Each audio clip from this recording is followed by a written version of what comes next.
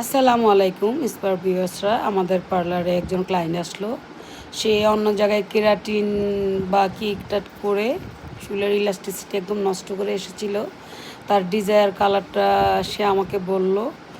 তো আমি ওনাকে বললাম যে আপনি কালার করলে অবশ্যই আপনার সাথে বোটক্স হেয়ার পেস্টিং যেই হেয়ার সিলিং যে ট্রিটমেন্টটা, যেটাকে আমরা বন ফিউশন বলি, ওটা করতে হবে।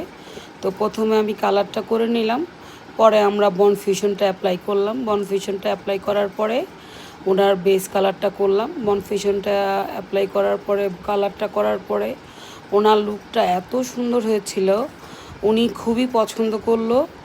তো আপনাদের সবাইকে আমি একটা কথা বলতে চাচ্ছিলাম, সেটা হচ্ছে অবশ্যই আপনারা যেখানেই কেরাটিন বা বোটক বা অয়েল ট্রিটমেন্ট করান বা যেটাই করান, কেরাটিন, ব্রাজিলিয়ান কেরাটিন স্মুথ, অবশ্যই যে হেয়ার এক্সপার্ট তার কতটুকু এক্সপিরিয়েন্স বা সে এই পর্যন্ত কতটা চুল ডেলিভারি দিয়েছে, অথবা তার এক্সপিরিয়েন্স বা তার এইটার প্রতি তার কতটুকু সে প্যাশনেট বা এই সম্পর্কে সে কতটুকু জানে, বুঝে করাবেন। কারণ চুলের ব্যাপার, আমার এই ক্লায়েন্টের চুলের অবস্থা অনেক অনেক মানে একদমই ইলাস্টিসিটি নষ্ট হয়ে গিয়েছিল।